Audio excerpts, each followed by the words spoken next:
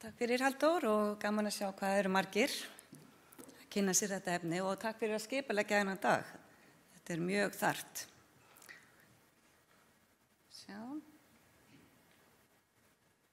Já, ég heiti sem sagt Anna Elisabeth og kem frá Tryggingastofnun og ætla að fara yfir ellilífeyrir erlendis. En fyrst aðeins að hlutverki og starfsemi Tryggingastofnunar. Tryggingastofnun greiðir lífeyrir og ýmsar aðrar greiðslur samkvæmt lögum almannatryggingar og félagslega aðstoð.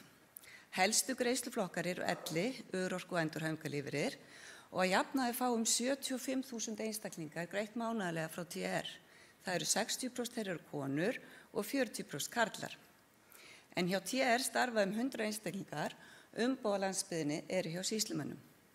En þá að efni dagsins. Ég ætla sem sagt að fara yfir hvaða reglur gilda vegna greiðsla frá TR vegna flutnings til útlanda og gefa innsýn í áhrif þess hjá TR að flytja til útlanda og búa erlendis. En þá er það í rauninni fyrsta stóra spurningin, hvar áttu heima? Og heimili er það sem einstaklingur hefur fasta búsetu, þar sem viðkomandi hefur bækistöð sína og dvelst að jafnaði. Og þetta eru í lögum lögheimili og aðsetur. Dvöl sem er styttri en 6 mánuði þarf ekki að tilkynna sérstaklega og það er í rauninni engin breyting gagnvart Tryggingastofnun eða greiðslur þaðan og þarf ekki að tilkynna eða sérstöku upplýsingagjöf ef að fólk ætlar að vera í tímabundinni dvöl erlendis. Þannig sem sagt innan við 6 mánuðir. En það er hins vegar einstaklingar sem að hyggja að dvelja erlendis lengur en 6 mánuði þurfa að skrá sig til heimilis í því landi. Og það felur í sig breytingu á lögheimili. Það þarf að byrja að því að sækja leyfi í því landi sem einstaklingur ætlar að flytja til og þegar það er síðan komið að þá þarf að breyta hjá þjóðskrá. Þannig að það er í rauninni þessi aðgerð að skrá sig inn í landið sem að maður ætlar að flytja í og síðan að hafa samband við þjóðskrá og breyta þar. Við fáum síðan tilkynningu frá þjóðskrá þegar fólk er flutt. TR greiðir lífeyri til þeirra landa sem að Ísland hefur gert milliríkjasamning við. Og hvað þýðir það? Jú, við erum með nokkra samninga á sviði almannatrygginga sem að gera það verkum að hægt að greiða lífeyri frá Tryggingastofnun til annarra landa. Og það er náttúrulega stærsti samningurinn EES-samningurinn sem við þekkjum, en það er einnig Norðurlandasamningur. Við erum með samning við Bandaríkin, Kanada og Bretland. Þannig að TR greiðir lífeyrir til einstaklinga sem eru búsettir í Evrópu og á Norðurlöndunum, Bandaríkjunum, Kanada og Bretlandi.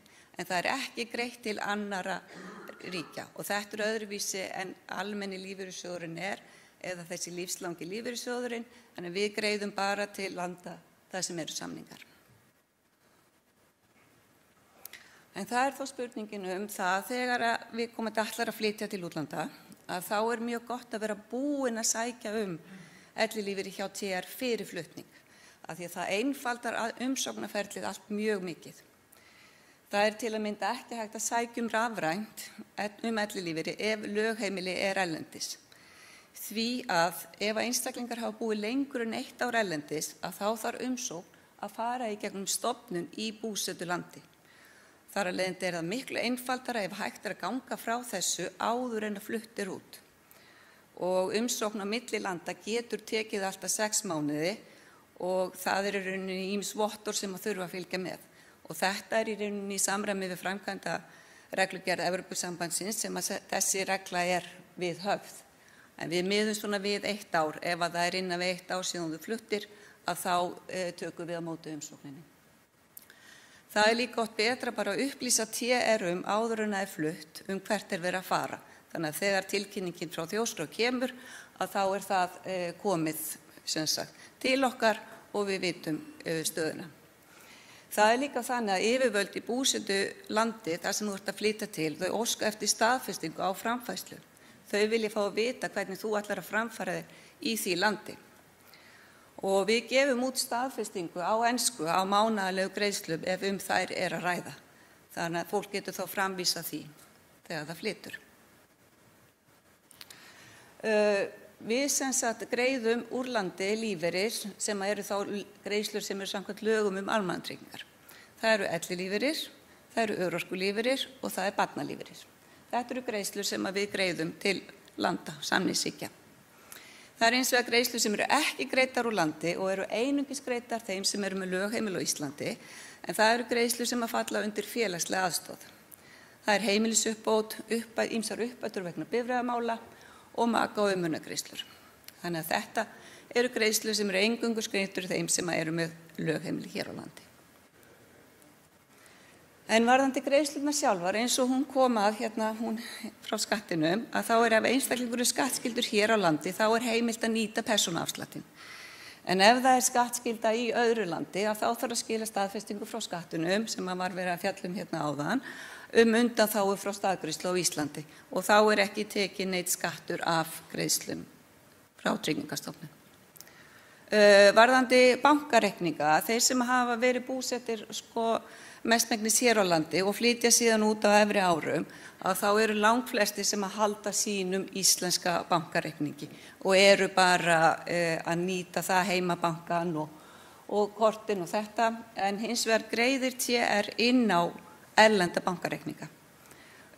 Til þess að fá greitt inn á erlenda bankareikninga þá þarf að vera með lögheimili erlendis, en hver millifærsla kostar og dregið af greiðslu, og þetta rauninni bara svona almennt bankaumsýslugjald.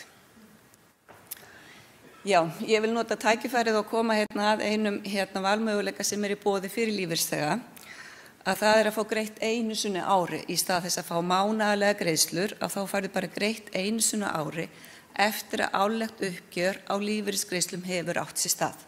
Þá þarf ekki að vera að skila inn tekjuáætlun eða að fá endurkröfu á lífeyri eftir að endurreikningur hefur átt sér stað. Þetta getur hentað þeim sem ekki að fá aðal framfærslu sína frá TR og einstaklingar sem eru með lífeyrissjóðsgreiðslur eða fjármagnstekjur í kringum 700.000. Þetta valmöguleiki sem getur hentað þeim. Við þurfum að fá lífsvottorð eða staðfestingu á lífi einu sinni á ári og köllum eftir því. Við sendum bréf og sendum eyðublað einnig með sem á ýmsum tungumálum sem að fólk getur nýtt til þess að fara með og fengið útfyllt. Það líka hægt að skila okkur bara lífsvottorðurum frá búsetulandinu, eyðublaðið þar. En við líka bara bjóðum upp á að fólk komi til okkar bara í Hlíðasmára þegar það statt á landinu og staðfesti lífi, og þá bara skráum við það og þá það bara komið. Þannig að það mjög einfalt. Við sem sagt það í lögum hjá okkur að við þurfum að endurreikna lífeyrisgreiðslur þegar skattframtal liggur fyrir, og þeir sem eru búsettir erlendir, þeir eru gerðir og framkvæmd uppgjört á grunni íslensks skattframtals. En það hins vegar þeir sem að telja ekki fram á Íslandi, að þá óskað eftir erlendu framtali. Og það líka einstaklingar sem eru minna en 40 ára búsettu á Íslandi, þeir þurfa einnig að skila inn erlendu skattframtalið frá búsetulandi. Og það þá einstaklingar að fá hluta af lífeyri sínum frá öðru ríki. En þessi framkvæmd tryggir að allir fái réttan lífeyri í samræmi við rauntekjur. En að lokum, það bara fullt af spurningum sem að líklegast vakna við þennan fyrirlestur, og það bara ekkert mál að hafa samband við okkur. Þið getur sendt okkur fyrirspurnir í gegnum mínar síður. Það hægt að panta viðtal við sérfræðing hjá okkur í gegnum núna og koma til okkar til þess að ræða þessi mál. Það má líka bara koma við hjá okkur í þjónustumiðstöðina eða hringja í okkur, og við bara veitum bara allar upplýsingar varðandi þetta mál. En takk hérlega fyrir.